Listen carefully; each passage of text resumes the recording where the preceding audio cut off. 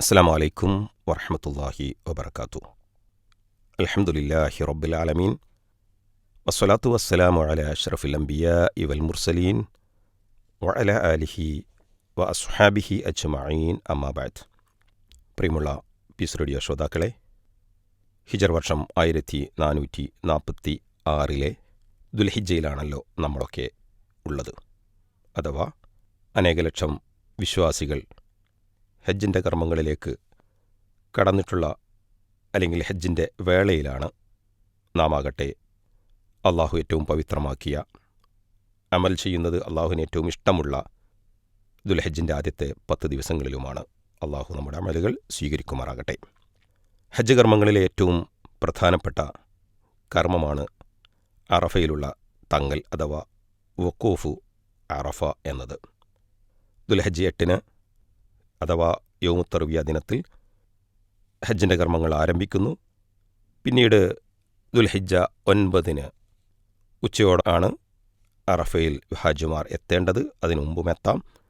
എന്നാൽ മഗ്രിബ് വരെ അറഫയുടെ പരിധിയിൽ അറഫ മൈതാനിയിൽ ഒരുമിച്ചിരിക്കുകയും പ്രാർത്ഥനയിലും ദിക്റുകളിലുമൊക്കെയായി കഴിച്ചുകൂട്ടുകയും ചെയ്യുക എന്നത് ഹജ്ജിൻ്റെ കർമ്മങ്ങളിലെ സുപ്രധാനമായ ഭാഗമാണ്. അതുകൊണ്ട് റസൂൽ സല്ലല്ലാഹു അലൈഹി വസല്ലം അറഫയിൽ നിൽക്കുന്നതിൻ്റെ മഹത്വം പറഞ്ഞ കൂട്ടത്തിൽ അൽ ഹജ്ജു അറഫ എന്ന് തന്നെ പറയാനുള്ള കാരണം അതാണ് എന്നതുകൂടി നാം ഇത്തരണത്തിൽ ഓർക്കേണ്ടതുണ്ട്. ഹജ്ജിൻ്റെ ഭാഗമായ ഏറ്റവും പ്രധാനപ്പെട്ട ഭാഗമായ റുക്കനായ ഈ അറഫ സംഗമത്തിൽ അനവധി ലക്ഷങ്ങൾ ഭക്തിയോടെ കണ്ണീരോടെ ഒരുമിക്കുമ്പോൾ അനവധി സന്ദേശങ്ങളാണ് അറഫ നമുക്ക് നൽകുന്നത്. ഒപ്പം അല്ലാഹു സുബ്ഹാനഹു വ തആല അനവധി അനുഗ്രഹങ്ങൾ ചൊരിയുന്ന ഈ വേളയിൽ അറഫ ദിനത്തിൻ്റെ ചില പ്രത്യേകതകളും ശ്രേഷ്ഠതകളും അതോടൊപ്പം ഈ സംഗമം, ഈ അറഫ ദിനം അത് നമുക്ക് നൽകുന്ന ചില സന്ദേശങ്ങൾ കൂടി ഇത്തരണത്തിൽ നമുക്കൊന്ന് ഓർത്തു പോകാം. നബി സല്ലല്ലാഹു അലൈഹി വസല്ലം എടുത്തു പറഞ്ഞ നമുക്ക് ചിന്തിക്കാവുന്ന അനവധി പ്രത്യേകതകൾ അറഫ ദിനത്തിനുണ്ട്, അറഫ സംഗമത്തിനുണ്ട് എന്ന് നാം അറിയേണ്ടതുണ്ട്. അതിലൊന്ന്, നബി സല്ലല്ലാഹു അലൈഹി വസല്ലം അഫ്ദലുൽ അയ്യാം എന്നും മാമിൻ അയ്യാമിൻ അഫ്ദലു ഇൻദല്ലാ എന്നൊക്കെ പറഞ്ഞ, അതായത് അള്ളാഹുവിൻ്റെ അടുക്കൽ ഏറ്റവും ശ്രേഷ്ഠമായ ദിനങ്ങളിൽപ്പെട്ടതാണ്, ദിവസങ്ങളിൽ ഏറ്റവും ശ്രേഷ്ഠമാണ് എന്ന് പറഞ്ഞ ദിവസങ്ങളിലൊന്നാണ് അറഫ ദിവസം. ദുൽഹജ്ജ് 10 യൗമുൻ നെഹ്റിനെക്കുറിച്ചും അതേപോലെ തന്നെ യൗമുൽ ജുമയെക്കുറിച്ചുമൊക്കെ ഈ പ്രസ്താവനകൾ റസൂൽ സല്ലല്ലാഹു അലൈഹി വസല്ലം നടത്തിയിട്ടുണ്ട്. ഏതായാലും ഏറ്റവും ശ്രേഷ്ഠമായ ദിവസങ്ങളിലൊന്നിലാണ് അറഫ ദിനം എന്നാണ് മനസ്സിലാക്കേണ്ടതൊന്ന്. പരിശുദ്ധ ഖുർആനിലും ചില ആയത്തുകൾ ഇതിലേക്ക് വെളിച്ചം വീശുന്നുണ്ട് എന്ന് നാം തഫ്സീറുകളിലൊക്കെ മനസ്സിലാക്കുന്നു. മറ്റൊന്ന്, അല്ലാഹു സുബ്ഹാനഹു വ തആല പരിപൂർണമായി മഗ്ഫിറത്ത് നൽകുന്ന, അപ്രകാരം തന്നെ നരകമോചനം നൽകുന്ന, അള്ളാഹു തൻ്റെ മലക്കുകളോട് അഭിമാനത്തോടുകൂടി സംസാരിക്കുന്ന, അടിമകളോട് ഒരുപാട് അടുത്ത് വരുന്ന ദിവസം കൂടിയാണ് അറഫ ദിവസം. ഇവയിലേക്കൊക്കെ വെളിച്ചം വീശുന്ന അനവധി തിരുമൊഴികളുണ്ട്. അതിലൊന്ന് ഇങ്ങനെയാണ്: മാമിൻ യൗമിൻ അക്സറ മിൻ അൻ യുഅ്തിഖല്ലാഹു ഫീഹി അബ്ദൻ മിനൻ നാരി മിൻ യൗമി അറഫത വഇന്നഹു ലയദ്നു സുമ്മ യുബാഹി ബിഹിമുൽ മലായികത ഫയഖൂലു മാ അറാദ ഹഉലാ. ഈ ദിവസത്തേക്കാൾ അഥവാ അറഫ ദിനത്തേക്കാൾ അല്ലാഹു സുബ്ഹാനഹു വ തആല ഒരു അടിമയെ നരകത്ത് നിന്ന് മോചിപ്പിക്കുന്ന മറ്റൊരു ദിവസവുമില്ല. അപ്പോൾ ഏറ്റവും കൂടുതൽ അടിമകളെ, ഏറ്റവും കൂടുതൽ വിശ്വാസികളെ, മനുഷ്യരെ അല്ലാഹു സുബ്ഹാനഹു വ തആല നരകമോചനത്തിന് വിധേയമാക്കുന്നത്, അതായത് നരകത്തിൽ നിന്ന് മോചിപ്പിക്കുന്ന ദിവസമാണ് അറഫ ദിവസം. വഇന്നഹു ലയദ്നു എന്നാണ് പിന്നീട് പറയുന്നത്. തീർച്ചയായിട്ടും അവൻ അള്ളാഹു അടിമകളോട് അടുത്തു വരുന്ന ദിവസവുമാണ്. സുമ്മ യുബാഹി ബിഹിമുൽ മലായിക, പിന്നീട് മലക്കുകളോട് ഇവരെക്കുറിച്ച് അഭിമാനത്തോടെ സംസാരിക്കുന്നു, അഭിമാനം കൊള്ളുന്നു. റഹ്മാനായ റബ്ബ് അഭിമാനം കൊള്ളുന്ന ദിവസം. ഫയഖൂലു മാ അറാദ ഹഉലാ, എന്നിട്ട് അവൻ പറയുമെന്നാണ്, ഈ കൂട്ടരൊക്കെ, ഇവരൊക്കെ എന്താണ് ആഗ്രഹിക്കുന്നത്, ഉദ്ദേശിക്കുന്നത്? ഇവരുടെ കുടുംബത്തെ വിട്ട്, സമ്പാദ്യം മാറ്റിവെച്ച്, നാട് വിട്ട്, ത്യാഗം സഹിച്ച്, ക്ഷീണം സഹിച്ചുകൊണ്ട് എന്താണ് ഇവർ ഉദ്ദേശിക്കുന്നത്, എന്തിനാണ് ഇവർ വന്നത് എന്ന് അള്ളാഹു മലക്കുകളോട് അഭിമാനത്തോടുകൂടി പറയുമെന്നാണ് ഈ ഹദീസ് നമ്മെ ഓർമ്മപ്പെടുത്തുന്നത്. മറ്റൊരു റിപ്പോർട്ടിൽ അല്ലാഹു സുബ്ഹാനഹു വ തആല മലക്കുകളോട് സാക്ഷ്യപ്പെടുത്താൻ പറയും: ഇഷ്ഹദു മലായികതി അന്നി ഖദ് ഗഫർതു ലഹും, എൻ്റെ മലക്കുകളെ നിങ്ങൾ സാക്ഷിയായിക്കൊള്ളുക, ഇതാ ഇവർക്കെല്ലാം ഞാനിതാ പുറത്തു കൊടുത്തിരിക്കുന്നു എന്ന്. മറ്റൊരു ഹദീസിൽ വന്നത് ഇങ്ങനെയാണ്: ഇന്നല്ലാഹു യുബാഹി ബി അഹ്ലി അറഫാത്തിൻ, അറഫയിലുള്ള ആളുകൾക്ക്, അറഫയിൽ തങ്ങുന്നവർക്കൊക്കെ അവരെക്കുറിച്ചൊക്കെ അള്ളാഹു അഭിമാനം കൊള്ളും. മലായിക്കത്ത് സമ, ആകാശത്തിലെ വാനലോകത്തെ മലക്കുകളുമായിട്ട്. ഫയഖൂൽ, എന്നിട്ട് അള്ളാഹു പറയും: ഉൻദുറു ഇലാ ഇബാദി ഹഉലാ, മലക്കുകളെ ഇതാ എൻ്റെ ഈ അടിമകളിലേക്ക് നോക്കൂ, ജാഊനി ശുഅ്സൻ ഗുബറ, ജാഊനി അവർ ഇതാ എൻ്റെ അടുക്കൽ വന്നിട്ടുള്ളത് ശുഅ്സൻ ഗുബറ, ശുഅ്സായിട്ടും ഗുബറായിട്ടും. ശുഅ്സ് എന്ന് പറഞ്ഞാൽ അശ്അസ് എന്നതിൻ്റെ ബഹുവചന രൂപമാണ്, അഗ്ബർ എന്നതിൻ്റെ ബഹുവചന രൂപമാണ് ഗുബറ. അതായത് മുടി പാറിപ്പറന്ന് പൊടി പുരണ്ടവരായി അവരിതാ വന്നിരിക്കുന്നു. പ്രിയമുള്ളവരെ, അള്ളാഹുവിനോടുള്ള അനുസരണത്തിനും ആ വിശ്വാസികൾ നിർവഹിക്കുന്ന അവർ സഹിക്കുന്ന ത്യാഗത്തിനും ക്ഷീണത്തിനും അവർ നിർവഹിക്കുന്ന അവരുടെ ആത്മാർത്ഥതക്കും വിനയത്തിനും അതിനെയൊക്കെ അള്ളാഹു പരിഗണിക്കുന്നു എന്നതാണ് ഈ ദിവസത്തിൻ്റെ ഏറ്റവും വലിയ ഒരു പ്രത്യേകത. ഇനി മറ്റൊന്ന്, ഈ ദിവസത്തിൻ്റെ പ്രാർത്ഥനയെക്കുറിച്ച് റസൂലുള്ളാഹി പറഞ്ഞു, ഖൈറു ദുആഉ യൗമി അറഫ. അറഫ ദിവസത്തിലെ പ്രാർത്ഥനയാണ് പ്രാർത്ഥനകളിൽ ഏറ്റവും ഖൈറായിട്ടുള്ളത്. അത് ഉൾക്കൊണ്ടുകൊണ്ട് തന്നെയാണ് ജനലക്ഷങ്ങൾ ഈ ദിനത്തിൽ റബ്ബിലേക്ക് കരങ്ങൾ നീട്ടി കണ്ണീർ വാർക്കുന്നത്, അവർ വിങ്ങിപ്പൊട്ടുന്നത് എന്നുകൂടി നാം മനസ്സിലാക്കുക. ഇനി നോക്കൂ, തൗഹീദിൻ്റെ പ്രഖ്യാപനം ഏറ്റവും കൂടുതൽ ഒരേ സമയത്ത് ഉണ്ടായിക്കൊണ്ടിരിക്കുന്ന പ്രഖ്യാപിച്ചുകൊണ്ടിരിക്കുന്ന ഒരു വേളയാണല്ലോ അറഫ സംഗമവേള. ലാ ഇലാഹ ഇല്ലല്ലാഹ് വഹ്ദഹു ലാ ശരീക ലഹ് ലഹുൽ മുൽക്കു വലഹുൽ ഹംദു വഹുവ അലാ കുല്ലി ഷൈഇൻ ഖദീർ. ഇതാണല്ലോ അന്ന് മുഴങ്ങിക്കേൾക്കുന്ന ഏറ്റവും വലിയ പ്രഖ്യാപനം, തൗഹീദിൻ്റെ പ്രഖ്യാപനം, തഹ്ലീലിൻ്റെ വാക്കുകൾ. അള്ളാഹു അല്ലാതെ ആരാധനക്കർഹനായിട്ട് മറ്റാരുമില്ല, അവനേകനാണ്, അവന് പങ്കുകാരില്ല, അവനാണ് അധികാരം, അവനാണ് എല്ലാ സ്തുതിയും, അവനെല്ലാറ്റിനും കഴിവുള്ളവനാണ് എന്ന ഇലാ ഇലാഹില്ലല്ലാഹ് വഹ്ദഹു ലാ ശരീക ലഹ് എന്ന് തുടങ്ങുന്ന ഈ വചനമാണ് ഏറ്റവും കൂടുതൽ ആളുകൾ ഉപയോഗിക്കേണ്ട ദിക്ർ എന്ന് നമുക്ക് ഹദീസുകളിൽ മനസ്സിലാക്കാം. ഇനി തൽബിയത്തിൻ നിർവഹിക്കാവുന്നതാണ്. തൽബിയത്തിലും തൗഹീദിൻ്റെ ഉദ്ഘോഷം തന്നെയാണ്. ലബ്ബൈക്ക് അല്ലാഹുമ്മ ലബ്ബൈക്ക് ലബ്ബൈക്ക് ലാ ശരീക ലക് ലബ്ബൈക്ക് ഇന്നൽ ഹംദ വന്നിഅമത ലക വൽ മുൽക്ക് ലാ ശരീക ലക്. ഇവിടെയും ആവർത്തിച്ച് പറയുന്നത് അള്ളാഹുവെ നിനക്ക് പങ്കുകാരില്ല, അള്ളാഹുവിനെ മാത്രമേ ആരാധിക്കാവൂ എന്നതാണ്. ഇനി തക്ബീറിൻ്റെ ദിവസവും കൂടിയാണ്. തക്ബീറാണെങ്കിലോ അല്ലാഹു അക്ബർ അല്ലാഹു അക്ബർ ലാ ഇലാഹ ഇല്ലല്ലാഹ് അല്ലാഹു അക്ബർ അല്ലാഹു അക്ബർ വലില്ലാഹിൽ ഹംദ്. അവിടെയും അള്ളാഹുവിനെ മഹത്വപ്പെടുത്തി അള്ളാഹു അല്ലാതെ ആരാധനക്കർഹനാരുമില്ല എന്ന് പ്രഖ്യാപിച്ച് അള്ളാഹുവിന് സ്തുതി അർപ്പിച്ചുകൊണ്ടാണ് തക്ബീറുകളും മുഴക്കുന്നത്. അപ്പോൾ തൗഹീദിൻ്റെ പ്രഖ്യാപനം ഏറ്റവും കൂടുതൽ നിർവഹിക്കുന്ന, ഏറ്റവും കൂടുതൽ ആളുകളുടെ ഖണ്ഡങ്ങളിൽ നിന്ന് അധരങ്ങളിൽ നിന്ന് ഒരേ രൂപത്തിൽ വരുന്ന ദിവസമാണ് ഈ ദിവസം എന്ന് നാം തിരിച്ചറിയണം. പിശാച് നിന്ദനാകുന്ന ദിവസമാണ് എന്നതും ഈ ദിവസത്തിൻ്റെ പ്രത്യേകതയാണ്. നിരാശനാവുകയാണ്, ഏറ്റവും കൂടുതൽ കോപിക്കുകയാണ്. അള്ളാഹു ഈ വിശ്വാസികൾക്ക് നൽകുന്ന റഹ്മത്ത് കണ്ടുകൊണ്ടും അവരിൽ നിന്ന് അവരുടെ പാപങ്ങളെ അള്ളാഹു മായ്ച്ചു കളയുന്നതും അവന് സഹിക്കാനാകുന്നില്ല. മാത്രവുമല്ല, അന്ന് അള്ളാഹുവിനോടല്ലാത്തൊരു പ്രാർത്ഥന, ഒരു ദുആ അവിടെ ഇല്ലല്ലോ, അതും ഒരിക്കലും പിശാചിന് സഹിക്കുന്നതല്ല. അതുകൊണ്ട് അവൻ നിരാശനാകുമെന്നാണ്. മറ്റൊരു കാര്യം കൂടി ഈ ദിവസത്തിൻ്റെ പ്രത്യേകതയായിട്ട് നമ്മുടെ മനസ്സിലുണ്ടാകണം. നൂറ്റാണ്ടുകൾക്ക് മുമ്പ് ദീനിൻ്റെ പൂർത്തീകരണം നടന്ന ഒരു ദിനം കൂടിയാണല്ലോ അറഫ ദിനം.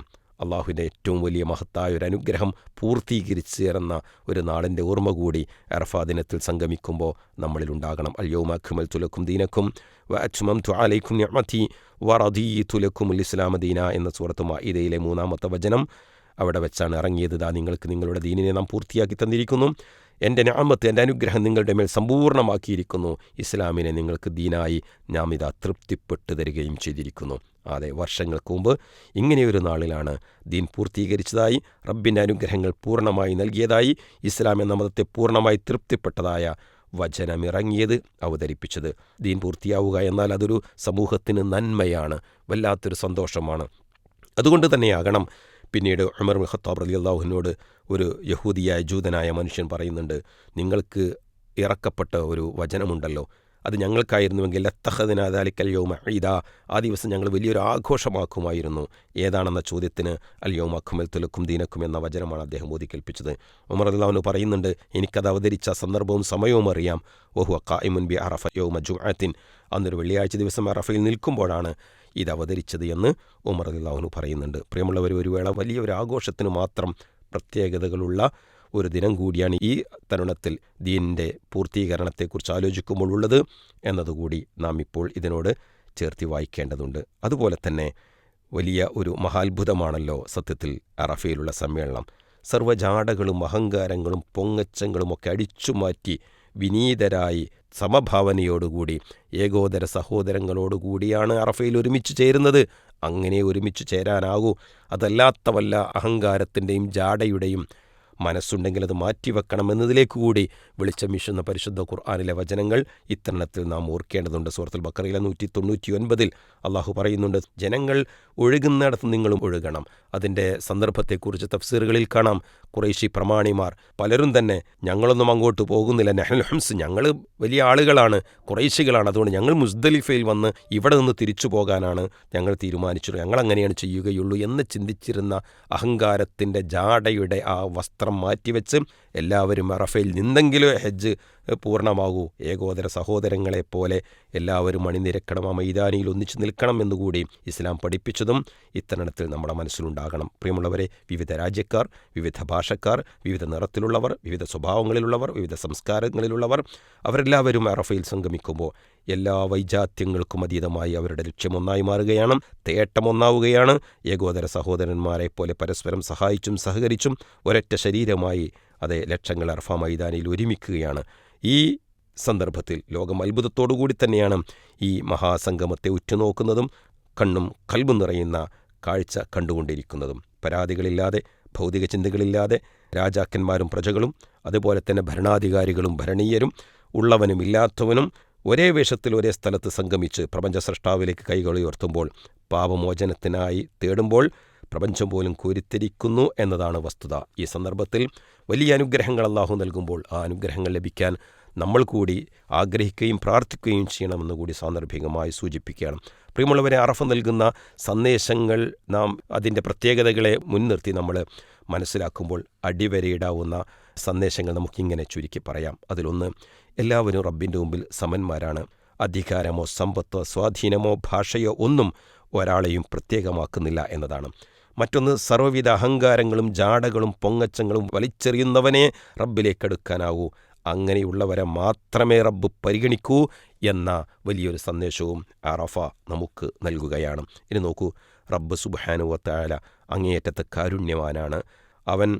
അവൻ്റെ അടിമകൾക്ക് വിനയത്തോടുകൂടി വരുന്ന ത്യാഗസന്നദ്ധരായ അവൻ്റെ അടിമകളെ അവൻ പ്രത്യേകം പരിഗണിക്കും. അത് പല രൂപത്തിലുമാകും എന്നതിലേക്ക് കൂടി നമുക്ക് അറഫ വെളിച്ചം വീശുകയാണ്. ഏത് രാജ്യത്തായാലും ഏത് ഭാഷ സംസാരിക്കുന്നവനായാലും എല്ലാറ്റിനും അതീതമായി വിശ്വാസികൾ സഹോദരങ്ങളാണ്. ആ സഹോദര്യത്തിൻ്റെ സമഭാവനയുടെ നേർക്കാഴ്ചയാണ് അറഫ സംഗമം. അപ്പോൾ അങ്ങനെ ആ സാഹോദര്യം എന്നും നിലനിൽക്കണമെന്ന സന്ദേശവും അറഫ നമുക്ക് നൽകുന്നു. ഇനി നോക്കൂ, മഹ്ശർ ഒരു യാഥാർത്ഥ്യമാണ്, വരാനിരിക്കുന്ന ഒരു യാഥാർത്ഥ്യമാണ്, ഒരു സത്യമാണ് മഹ്ശർ എന്നത്. എല്ലാവരെയും ഒരുമിപ്പിക്കുന്ന ഒരു മഹാസംഗമം. അതെ, അറഫ അതിലേക്കൊരു ചൂണ്ടുപലകയാണ്, ചെറിയൊരു സാമ്പിളാണ്. മഹ്ശർ മറക്കരുതെന്ന സന്ദേശവും അറഫ നമുക്ക് നൽകുകയാണ്. അപ്രകാരം തന്നെ നമുക്കറിയാമല്ലോ, നബി സല്ലല്ലാഹു അലൈഹി വസല്ലമയിലൂടെ ദീൻ പൂർത്തീകരിച്ചെന്ന അറിയിപ്പ് വന്ന അറഫയാണല്ലോ. എല്ലാ അനുഗ്രഹങ്ങളും പൂർണ്ണമാക്കി ഇസ്ലാമിനെ മതമായി തൃപ്തിപ്പെട്ടുവെന്ന പ്രഖ്യാപനം വന്ന അറഫ. റസൂൽ സല്ലല്ലാഹു അലൈഹി വസല്ലം ഇസ്ലാമിൻ്റെ മനുഷ്യാവകാശ പ്രഖ്യാപനം തൻ്റെ ഉത്ബോധനങ്ങളിലൂടെ ലോകത്തിന് പകർന്നു കൊടുത്ത വിടവാങ്ങൽ പ്രസംഗത്തിലൂടെ ഇസ്ലാം മുന്നോട്ട് വെക്കുന്ന മാനവിക മൂല്യങ്ങളെ ഓർമ്മിപ്പിച്ച അറഫ. അതെ, ലോകത്തെ പലതും ഇന്നും അറഫ ഓർമ്മിപ്പിച്ചുകൊണ്ടിരിക്കുന്നു. അതുകൊണ്ട് പ്രിയമുള്ളവരെ, ഈ സന്ദേശങ്ങളുടെ നേർക്കാഴ്ചകൾ ലോകം വർഷങ്ങളായി അനുഭവിച്ചു കൊണ്ടിരിക്കുമ്പോൾ ഇത്തരണത്തിൽ നമ്മളുടെ മനസ്സിലും ഈ ചിന്തകൾ ഉണ്ടാകണം, ഈ സന്ദേശം ഉണ്ടാകണം എന്നാണ് സൂചിപ്പിക്കാനുള്ളത്. അവസാനമായി, വൃത്തിയും വെടുപ്പുമുള്ള ഒരു അന്തരീക്ഷത്തിൽ തികച്ചും നിർഭയമായി അനേക ലക്ഷങ്ങൾ സംഗമിക്കുമ്പോൾ അവരുടെയൊക്കെ ലക്ഷ്യം, പ്രാർത്ഥന അതെല്ലാം നിറവേറ്റപ്പെടട്ടെ എന്ന് നമുക്കും പ്രാർത്ഥിക്കാം. റബ്ബിന് സ്തുതി പറയാം. അൽഹംദുലില്ലാ. അപ്രകാരം ഇങ്ങനെയൊരു മഹാസംഗമത്തിനും ജനലക്ഷങ്ങളുടെ ഒരുമിച്ച് ചേരലിനും നിർഭയത്വത്തോടുകൂടി ഇബാദത്ത് ചെയ്യാനും കർമ്മങ്ങൾ ചെയ്യാനും സൗകര്യമൊരുക്കിയ രാജ്യത്തിനും ആ ഭരണകൂടത്തിനു വേണ്ടിയും നമുക്ക് അള്ളാഹുവിനോട് പ്രാർത്ഥിക്കാം. റഹ്മാനായ റബ്ബ് മഖ്ബൂലും മബ്റൂറുമായ ഹജ്ജ് നിർവഹിക്കാനും അങ്ങനെ സമാധാനത്തോടെ ഹജ്ജ് ചെയ്ത് നാട്ടിലേക്ക് തിരിച്ചു വരാണ് നമ്മുടെ പ്രിയപ്പെട്ട ഹാജിമാർക്ക്, സഹോദരങ്ങൾക്ക് റബ്ബിൻ്റെ തൗഫീക്ക് ലഭിക്കട്ടെ എന്നുകൂടി ഈ തരുണത്തിൽ പ്രാർത്ഥിക്കുകയാണ്. നമുക്കും ആ ദിവസത്തിൻ്റെ അനുഗ്രഹം റഹ്മാനായ റബ്ബ് നൽകി അനുഗ്രഹിക്കുമാറാകട്ടെ. വസല്ലല്ലാഹു അലാ നബീന മുഹമ്മദിൻ വഅലാ ആലിഹി വസഹ്ബിഹി വസല്ലം. അസ്സലാമു അലൈക്കും വറഹ്മത്തുള്ളാഹി വബറകാതുഹു.